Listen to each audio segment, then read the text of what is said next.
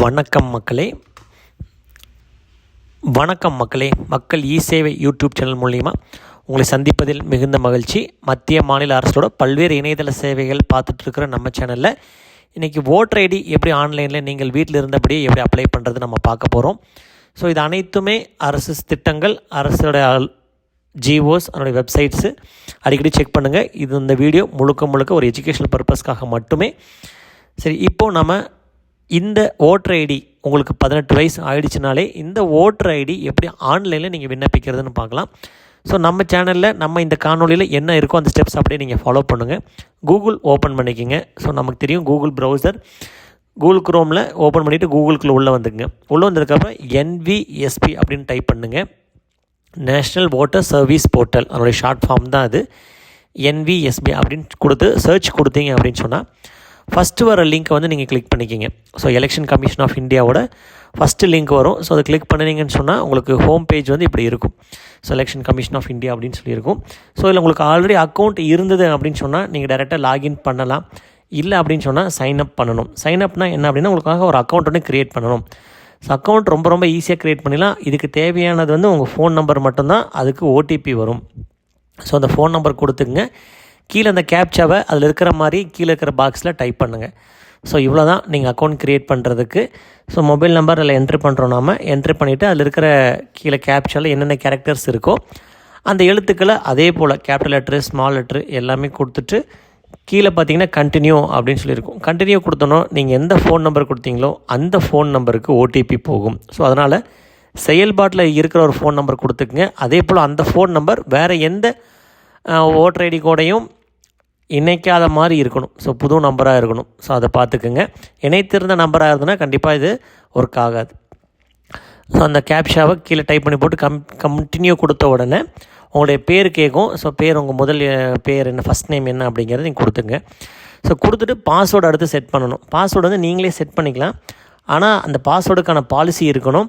அதாவது small letter, capital letter, ஒரு number, ஒரு ஸ்பெஷல் கேரக்டர் கண்டிப்பாக இருக்கணும். அதை கொடுத்துட்டு கீழே கன்ஃபார்ம் பாஸ்வேர்டில் நீங்கள் மேலே என்ன கொடுத்தீங்களோ அதே மாதிரி பாஸ்வேர்டை கீழே கொடுத்து ரெக்வஸ்ட் OTP கொடுத்தீங்கன்னு சொன்னால் நீங்கள் கொடுத்த மொபைல் நம்பருக்கு OTP போகும். ஸோ அந்த OTPயை திருப்பி நீங்கள் இதில் பார்த்து டைப் பண்ணிங்கன்னு சொன்னால் உங்களுக்கான அக்கௌண்ட் நம்ம க்ரியேட் பண்ணியாச்சு. இப்போ நம்ம என்ன பண்ணணும்னா லாகின் பண்ண போகிறோம். முன்னாடி பண்ணினது சைன்அப் அப்படின்னா ஒரு அக்கௌண்ட்டை நம்ம க்ரியேட் பண்ணுறோம். ஸோ நம்ம பேர், ஃபோன் நம்பர் கொடுத்து ஒரு அக்கௌண்ட் க்ரியேட் பண்ணியாச்சு. இப்போ அதே ஃபோன் நம்பர் கொடுத்து நீங்கள் என்ன பாஸ்வேர்டு அங்கே கொடுத்தீங்களோ அந்த பாஸ்வேர்டு கொடுத்து கீழே அந்த கேப்சா அதே மாதிரி கொடுத்துட்டு திருப்பியும் OTP வரும் உங்களுக்கு. ஸோ லாகின் பண்ணும்போது ஒரு OTP வரும். அந்த OTP கொடுத்தோன்னா உங்களுக்கான அந்த ஹோம் பேஜ் ஓப்பன் ஆயிரும். ஸோ இப்போ தான் நம்ம உள்ளே நமக்கான சேவைகளை பெறுவதற்கு நமக்கான ஒரு அக்கௌண்ட்டை க்ரியேட் பண்ணி இப்போ நம்ம உள்ளே வந்திருக்கோம். ஸோ இப்போது 18 வயது நிரம்பியவங்க அனைத்துமே பார்த்திங்கன்னா புது வாக்காளர்கள் தான். புது ஓட்டர் ஐடி தான் அப்ளை பண்ண போகிறோம். அதற்கான விண்ணப்பம் ஃபார்ம் 6. ஸோ இதை இப்போ ஸ்டெப் பை ஸ்டெப்பாக ஆன்லைனில் எப்படி நம்ம ஃபில் பண்ணுறதுன்னு பார்க்கலாம். ஸோ ஒரு 8 ஸ்டெப் இருக்கும். 8 ரொம்ப சிம்பிளான ஸ்டெப் தான். இங்கே சைடில் இருக்கிற மாதிரி இந்த 8 ஸ்டெப்பு நம்ம ஃபில் பண்ணிகிட்டே வரணும். ஸோ என் கூடயே அப்படியே ஒர்க் பண்ணிகிட்டே வந்தீங்க அப்படின்னு சொன்னால் ஈஸியாக ஃபில் பண்ணிடலாம். ஃபஸ்ட்டு உங்கள் மாநிலம் என்ன மாநிலம் அப்படிங்கிற நீங்கள் செலக்ட் பண்ணணும். முக்கியமாக இதில் தமிழ் இருக்காது, இங்கிலீஷ் அண்ட் ஹிந்தியில் மட்டும்தான் இருக்கும் இந்த போர்ட்டல். அதனால் இங்கிலீஷ்லேயே ஓரளவுக்கு நீங்கள் ஃபில் பண்ணுங்கள். ஸோ தமிழ்நாடு செலக்ட் பண்ணிக்கிங்க. அதில் எந்த மாவட்டம் அப்படிங்கிறத செலக்ட் பண்ணிக்கிங்க. கீழே என்ன சட்டமன்ற தொகுதி அப்படிங்கிறது உங்களுக்கு ட்ராப் டவுனில் வரும். நீங்கள் செலக்ட் பண்ணிட்டீங்க அப்படின்னு சொன்னால் அந்த நம்பரை அதுவே ஆட்டோமேட்டிக்காக வந்துடும். ஸோ இதுதான் முதல் ஸ்டெப்.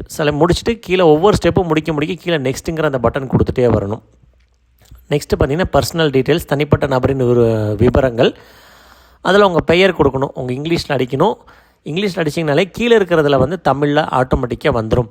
பட் அதில் கரெக்டாக வரும்னு நம்ம சொல்ல முடியாது. அதனால் பக்கத்தில் பார்த்திங்கன்னா கீபோர்டுன்னு ஒரு சின்ன ஐக்கான் மாதிரி இருக்கும். அந்த ஐக்கான் கொடுத்தீங்க அப்படின்னு சொன்னால் அந்த ஐக்கானில் கீபோர்டு அப்படியே ஓப்பன் ஆகும். நீங்கள் அந்த தமிழ் எழுத்துக்களை அதை பார்த்து நீங்கள் கிளிக் பண்ணினா போதும், அந்த தமிழ் எழுத்து அப்படியே டைப் ஆகிடும். அப்படி இல்லைன்னு சொன்னால் நீங்கள் வேறு எங்கேயா தமிழில் டைப் பண்ணிவிட்டு அதை இங்கே பேஸ்ட் பண்ணிங்கன்னா கூட சம்டைம்ஸ் ஒர்க் ஆகும். ஸோ பெட்டர் நீங்கள் அங்கே இங்கிலீஷில் கரெக்டாக அடிச்சிங்கனாலே இந்த இடத்துல உங்களுக்கு தமிழ் ஆட்டோமேட்டிக்காக கரெக்டாக வந்துடும். அப்படி வராத பட்சத்துக்குள்ள இந்த இடத்துல நமக்கு அந்த கீபோர்டு மாதிரி ஒன்று கிளிக் பண்ணணுங்கன்னு சொன்னால் அந்த கீபோர்டு வரும். அந்த கீபோர்டில் சரியான எழுத்துக்களை நீங்கள் அதில் டைப் பண்ணிங்கன்னு சொன்னால் அந்த இடத்துல வந்துடும். ஸோ நான் பண்ண மாதிரியே பண்ணினீங்க அப்படின்னு சொன்னால் கொடுத்துட்டு துணைக்கால் தனியாக போட்டுக்கணும். அப்படி இல்லைன்னா ஆதாரில் இருக்கிறத அப்படியே காப்பி பண்ணி பேஸ்ட் பண்ணிங்கனாலும் வந்துடும். ஸோ இப்போ அடுத்து புகைப்படத்தை நம்ம அப்லோட் பண்ணணும். ஸோ அந்த யார் வாக்காளரோ அவங்களுக்கு புகைப்படத்தை நம்ம அப்லோட் பண்ணணும். ஸோ அதுக்கு வந்து பாஸ்போர்ட் சைஸ் ஃபோட்டோ கொஞ்சம் கிளியராக இருந்ததுன்னு சொன்னால் நீங்கள் என்ன புகைப்படம் கொடுக்குறீங்களோ அந்த புகைப்படம் வந்து உங்களுக்கு அந்த வாக்காளர் அடையாள அட்டையில் வந்துடும். ஸோ அது கீழே பார்த்தீங்கன்னா சூஸ் ஃபைல் அப்படின்னு ஒரு ஆப்ஷன் இருக்கும். ஸோ அதை கிளிக் பண்ணினீங்க அப்படின்னு சொன்னால் நீங்கள் ஃபோட்டோ உங்கள் கம்ப்யூட்டரில் எங்கே சேவ் பண்ணியிருக்கீங்க அப்படின்னு கேட்கும். ஸோ நம்ம அந்த லொக்கேஷனை ஃபைண்ட் அவுட் பண்ணி சொன்னோம் அப்படின்னு சொன்னால் உங்களுக்கான அந்த புகைப்படம் வந்து இதில் அப்படியே வந்து உங்கள் கம்ப்யூட்டரில் வந்துடும். இதில் எக்ஸ்ட்ராவாக என்ன பண்ணியிருப்பாங்கன்னா கூடுதலாக 2 கண்ட்ரோல்ஸ் கொடுத்துருப்பாங்க. நீங்கள் ஜூம் இன் பண்ணலாம், ரொட்டேட் பண்ணலாம் அப்படிங்கிற மாதிரி. ஸோ உங்களுக்கு ஒரு வேளை புகைப்படம் சின்னதாக தான் இருக்குது அப்படின்னு சொன்னால் கொஞ்சம் சின்னதாக கொஞ்சம் ஜூம் பண்ணிக்கலாம், இல்லை சாய்வாக இருக்குன்னு சொன்னால் நீங்கள் ரொட்டேட் பண்ணிக்கலாம். ஸோ அதுக்கு 2க்கான ஆப்ஷன் இங்கே கொடுத்துருக்காங்க. நீங்கள் சரி பண்ணிவிட்டு சேவ் அப்படின்னு கொடுத்தீங்க அப்படின்னு சொன்னால் இந்த புகைப்படம் வந்து அப்படியே சேவ் ஆகிடும். ஸோ இதில் இந்த மனித முகம் வந்து கண்டிப்பாக தெரியணும். அதான் ஹியூமன் ஃபேஸ் டிடெக்டட் சக்ஸஸ்ஃபுல்லி அப்படின்னு சொல்லிட்டு ஆயிடுச்சுன்னு சொன்னால் ஓகே கொடுத்துட்டு நெக்ஸ்ட்டு கொடுங்க.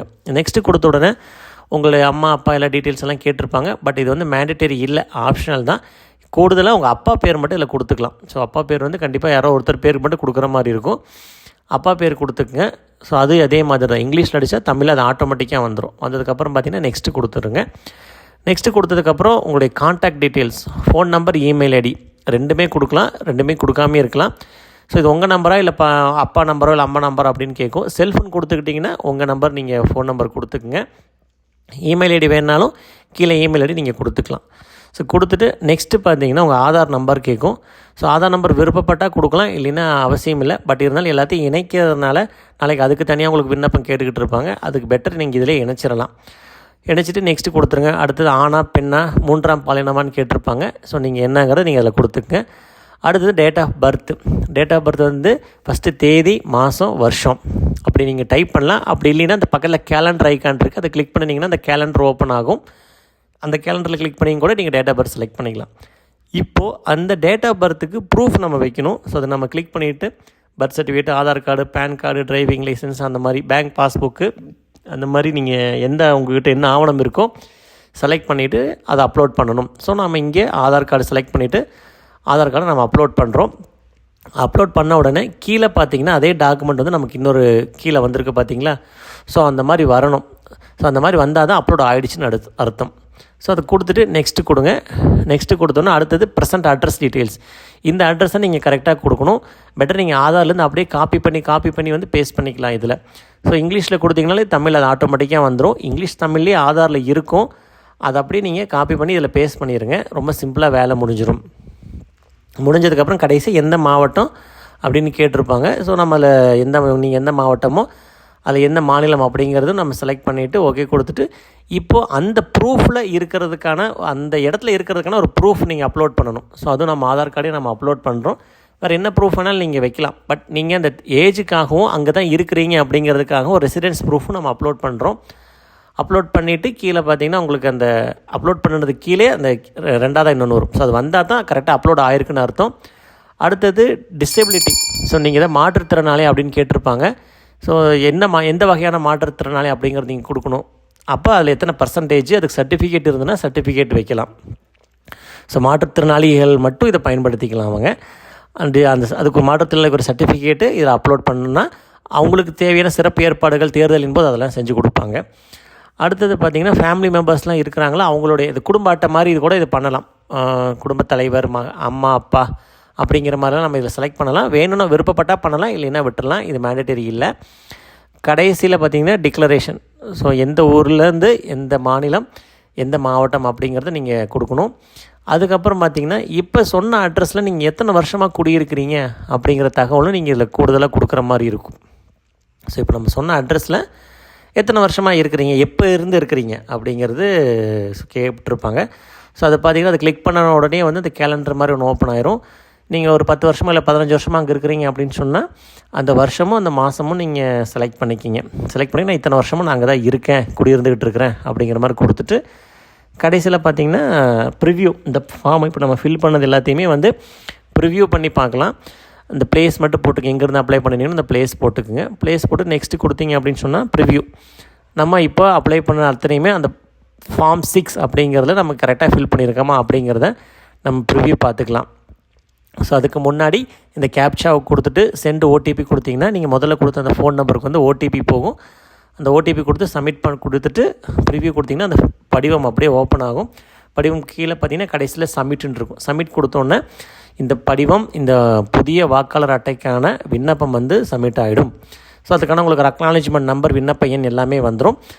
ஸோ ரொம்ப எளிமையான சேவை தான் கவர்மெண்ட் ஆஃப் இந்தியாவிலேருந்து கொடுத்துருக்காங்க, எலெக்ஷன் கமிஷன் ஆஃப் இந்தியா. நீங்கள் இந்த சேவையை வீட்டில் இருந்தபடியோ உங்கள் ஃபோன்லேயோ இல்லை ஒரு கம்ப்யூட்டர்லேயோ நீங்களே இதை விண்ணப்பிக்கலாம். இப்போ அதுக்கு அடுத்தது இதனுடைய ஸ்டேட்டஸ் எப்படி செக் பண்ணுறது, இது எங்கே இருக்குது அப்படின்னு சொல்லி நம்ம ஸ்டேட்டஸ் செக் பண்ணுறது அப்படிங்கிறதையும் நம்ம தொடர்ந்து பார்க்கலாம். இப்போ இது முடிச்சதுக்கப்புறம் பார்த்திங்கன்னா நம்ம ஸ்டேட்டஸ் செக் பண்ணி பார்க்கணும். ஸோ நம்ம விண்ணப்பித்தது யாருக்கிட்ட இருக்குது அப்படிங்கிற நம்ம ஸ்டேட்டஸ் செக் பண்ணி பார்க்கலாம். ஸோ இதுக்கு பார்த்திங்கன்னா நம்ம ஹோம் பேஜில் இப்போ முன்னாடி வந்ததில் ரைட் சைடில் பார்த்திங்கன்னா ட்ராக் அப்ளிகேஷன் ஸ்டேட்டஸ்னு இருக்கும். ஸோ அதை கிளிக் பண்ணிங்கன்னா அந்த ரெஃபரன்ஸ் நம்பர், இப்போ நம்ம கடைசியாக விண்ணப்ப எண் வந்தது இல்லைங்களா, அந்த நம்பர் கொடுத்துட்டு எந்த மாநிலம் அப்படிங்கிறத நம்ம செலக்ட் பண்ணணும். ஸோ அந்த மாநிலத்தை நம்ம செலக்ட் பண்ணி சப்மிட் கொடுத்தோம் அப்படின்னு சொன்னால் ஸோ அந்த விண்ணப்பம் என்ன நிலையில் இருக்குது அப்படிங்கிற எங்கெங்கெல்லாம் மூவ் ஆகிட்டுருக்கு அப்படிங்கிறத நீங்கள் செக் பண்ணிக்கலாம். ஸோ அதுக்கான வசதிகளையும் இதே போர்ட்டலில் இருக்குது. ஸோ நம்ம விண்ணப்பித்ததை பார்த்தோம், விண்ணப்பித்த நிலை அந்த ஃபார்ம் எங்கெங்கே இருக்குது, எங்கெங்கே மூவ் ஆகிட்டுருக்கு அப்படிங்கிறது இங்கே பார்த்துக்கலாம். இன்கேஸ் நீங்கள் விண்ணப்பித்தவர்கள் வந்து எதாவது கரெக்ஷன் ஏதாவது பண்ணணும் அப்படின்னு நினச்சிங்கனாலும் அதுவும் இதிலே தான் பண்ண முடியும். ஸோ அதுக்காக நம்ம தனி வீடியோ நம்ம கண்டிப்பாக போடுவோம். ஏன்னா இதுவே ரொம்ப டைம் இழுத்துரும். ஸோ இதில் ஆல்ரெடி இருக்கிறவங்க ஓட்டர் ஐடி வச்சுருக்கிறவங்க அதில் எதாவது கரெக்ஷன் பண்ணணும் அப்படின்னு சொன்னால், வீடு மாறி இருக்கவங்கள குடி மாறி இருக்கிறோம், இல்லை ஃபோன் நம்பர் மாற்றிருக்கிறோம் அப்படிங்கிற மாதிரி இருந்தது அப்படின்னு சொன்னால் அதையெல்லாம் இந்த ஃபார்ம் 8 நம்ம பண்ணணும். ஸோ அந்த ஃபார்ம் 8 எப்படி பண்ணுறது அப்படிங்கிறத நம்ம அடுத்த வீடியோக்குள்ளே கண்டிப்பாக உங்களுக்காக எனக்கு தெரியப்படுத்துவோம். தொடர்ந்து நம்ம மக்கள் இ-சேவை யூடியூப் சேனலில் தொடர்ந்து ஃபாலோ பண்ணுங்கள். இது போன்ற பல பயனுள்ள சேவைகள் நம்ம சேனலில் நிறைய இருக்குது. அனைத்தையும் நீங்கள் பார்த்து பயன்பெற்றுக் கொள்ளலாம். தொடர்ந்து இணைந்திருங்கள் மக்களே. இதுபோல் பல இணையதள சேவைகளை உங்களுக்காக கொண்டு வந்து சேர்க்க இருக்கிறோம். நன்றி, வணக்கம்.